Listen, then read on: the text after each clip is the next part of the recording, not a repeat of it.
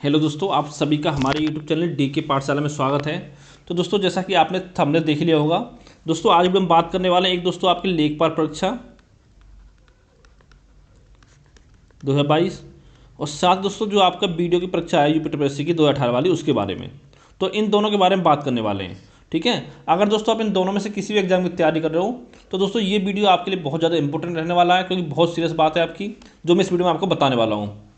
अगर आप दोनों में से किसी एग्जाम की तैयारी कर रहे हो, इस वीडियो को एक बार जरूर देखें, क्योंकि वीडियो दोस्तों आपकी 7-8 मिनट लंबी हो सकती है, लेकिन बहुत महत्वपूर्ण जानकारी आपको इस वीडियो में दी जाएगी।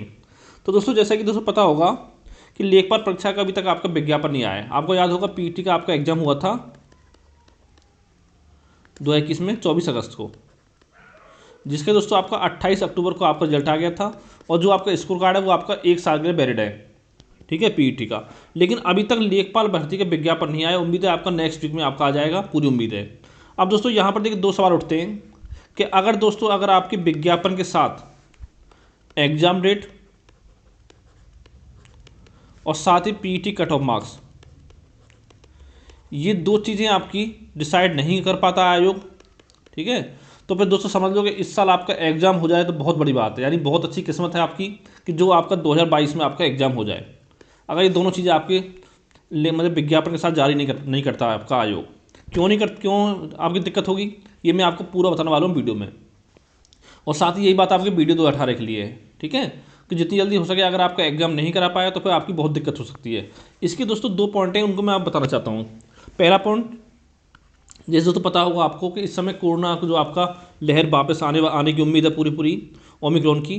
और दोस्तों पूरा 1 से 2 महीने में आपका पूरे भारत में फैल जाएगा ये कोरोना। ये चीज़ आपको समझनी होगी। दोस्तों ये 100% सही खबर है, कोई मैं मजाक नहीं कर रहा हूँ। ठीक है, बहुत ही सीरियस खबर है कि यानी कि 1-2 महीने में यानी फरवरी तक आपका कोरोना अच्छी तरह से फैल जाएगा भारत में। इससे दोस्तों जो आपका विधानसभा चुनाव होने वाला है यूपी में, उसको टालने की बातें चल रही हैं। अब देखिए दोस्तों, यहाँ पर आपके दो मुद्दे उठते हैं। पहला कि अगर आपका चुनाव होता है फरवरी में,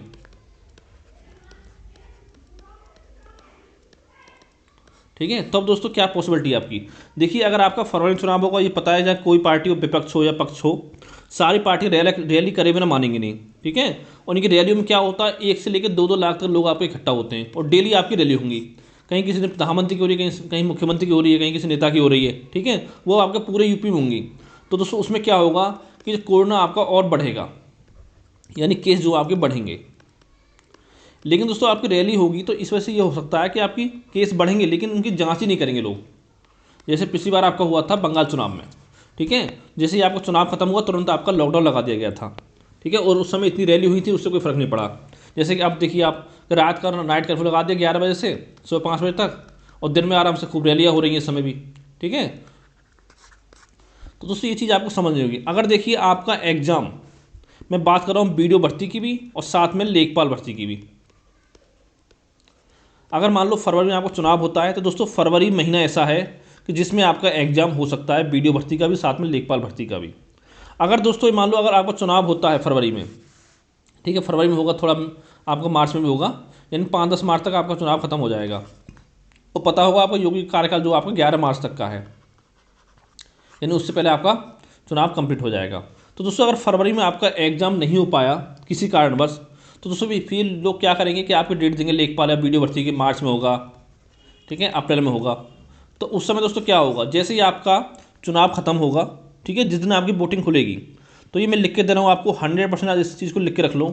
जिस दिन आपकी वोटिंग खुलेगी उसके नेक्स्ट जैसे ही आपका पूरा यूपी लॉकडाउन हो जाएगा कोरोना की वजह से, क्योंकि इतने केस आपके बढ़ जाएंगे चुनाव की वजह से बहुत ज़्यादा। ठीक है, तो आपका लॉकडाउन हो जाएगा, तो जितने आपके एग्जाम वगैरह हैं वो सारे आपके पोस्टपोन हो जाएंगे। और ये दोस्तों कम से कम आपका 2 से 3 महीने तक रहने वाला है मिनिमम। ये चीज़ आपको समझनी होगी। तो यानी दोस्तों आपका मई जून तो ऐसे निकल गया। उसके बाद ये आपके सोचेंगे कि एग्जाम कराएं या ना कराएं। ठीक है, फिर अगर एग्जाम आपका जुलाई अगस्त सितंबर में कराएंगे, फिर आपका 5-6 महीने रिजल्ट देंगे, तो आपका 2022 इसमें पूरा निकल जाएगा। पहला दोस्तों केस तो आपका ये बनता है। और दूसरा केस दोस्तों ये बनता है, जैसे सुनने में आ रहा है आपका कि चुनाव आपका टाला जा सकता है यूपी में। अगर मान लो चुनाव आपके नहीं होते हैं, चुनाव नहीं होते हैं आपके फरवरी में, तो अब दोस्तों क्या कंडीशन आपकी बनती है। देखिए फरवरी में आपको चुनाव नहीं होंगे, तो दोस्तों पता होगा आपको 11 मार्च से आपका कार्यकाल खत्म हो रहा है योगी आदित्यनाथ का। ठीक है, तो क्या होगा, 11 मार्च से आपका राष्ट्रपति शासन लग जाएगा यूपी में। राष्ट्रपति शासन।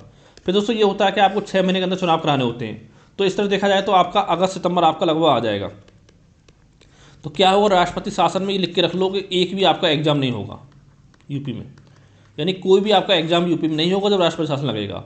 तो यानी जो आपका एग्जाम हो सकता है वो 11 मार्च से पहले हो सकता है, यानी मेन मान चलो आपको फरवरी महीने में ही। अगर दोस्तों फरवरी में आपके जो भी एग्जाम करा लिया तो अच्छी बात है, अगर नहीं करा पाया एग्जाम आयोग या सरकार जो भी आप बोलो, ठीक है, तो फिर दोस्तों आपका एग्जाम नहीं होने वाला। फिर अगस्त सितंबर आप चुनाव होंगे तो फिर दोस्तों आपका हो सकता है, अगर राष्ट्रपति शासन लगता है 6 महीने के लिए, तो फिर आपको 2022 में एग्जाम ही ना हो। ठीक है, अगर चुनाव हो जाएंगे तो आपका एग्जाम हो सकता है 2022 में। अगर आपके चुनाव नहीं हुए अब फरवरी मार्च में, तो हो सकता है कि आपका 2022 में आपका एग्जाम ही ना हो। ठीक है, ये चीज़ दोस्तों आपको समझ पड़ी, बहुत सीरियस है। इसे दोस्तों आपको याद होगा, मैंने आपसे बोला था 21 दिसंबर को कि आपको ट्विटर अभियान चलाना, लेकिन किसी भी बच्चे ने सपोर्ट नहीं किया, ना ही किसी बड़े यूट्यूबर ने सपोर्ट किया। उसमें दोस्तों क्या बोला था मैंने, एक तो आपका वीडियो एग्जाम डेट के लिए, और साथ ही दोस्तों दूसरा बोला था आपका लेखपाल नोटिफिकेशन के लिए, यानी जिसके साथ आपका लेखपाल जो नोटिफिकेशन निकले उसके साथ आपकी पीटी कट ऑफ डिसाइड की जाए कि कितने बच्चों को बुलाया जाएगा, कितने बच्चों को सिलेक्शन होगा। ठीक है, और साथ ही आपका लेखपाल एग्जाम डेट के लिए। इन 3 मुद्दों में मैंने आपको बोला था, लेकिन आपने किसी ने सपोर्ट नहीं किया। क्यों दोस्तों, इससे देखिए मेरा कोई फ़ायदा नहीं होने वाला है इसमें। आप लोगों को अगर आपका एग्जाम हो गया फरवरी महीने में तो आपका ही फ़ायदा है। अब ये समझो अगर फरवरी में एग्जाम नहीं हो पाया तो फिर दोस्तों फिर आपका 5-6 महीने कम से कम एग्जाम पोस्टपोन होगा।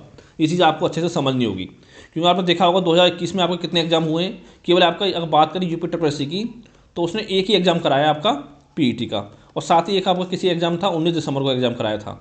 ठीक है, बस ये 2 एग्ज़ाम आपके हुए हैं पूरे साल में, और इसके अलावा कोई आपका एग्ज़ाम नहीं हुआ है। ठीक है, यही कंडीशन आपकी इस बार होने वाली है। तो दोस्तों इसलिए मैं कहना चाहता हूँ आपसे कि अगर मान लो कल या परसों जब भी आपका नोटिफिकेशन आता है लेखपाल का, अगर उसके साथ आपका एग्जाम डेट और पीटी कट ऑफ डिसाइड नहीं की जाती है, तो दोस्तों या तो आपको धरना प्रदर्शन करना पड़ेगा लखनऊ में। ठीक है, उसके लिए दोस्तों जो बच्चे आपको लखनऊ में रहते हैं, लखनऊ के आसपास रहते हैं, वो तो दोस्तों कम से कम पहुँच सकते हैं। और इतना मानता हूँ लेखपाल परीक्षा देने वाले कम से कम 10,000 बच्चे ऐसे होंगे कि जो आपका लखनऊ में या लखनऊ के 10-20 किलोमीटर के आसपास एरिया में रहते होंगे। तो आपको आयोग जाना पड़ेगा, वहाँ से आपको एग्जाम डेट लेनी है और साथ ही आपकी कट ऑफ लेनी है, अगर आपको फरवरी में एग्जाम कंडक्ट कराना है तो। अगर आपने ये नहीं कदम उठाया तो समझ लो फिर भूल जाओ एग्जाम को। ठीक है, यही दोस्तों आपको जानकारी देनी थी, और आप अपना सुझाव दें क्या आपका हो सकता है। ठीक है, नीचे कमेंट करके जो भी आपका सवाल हो। तो थैंक यू फॉर वॉचिंग।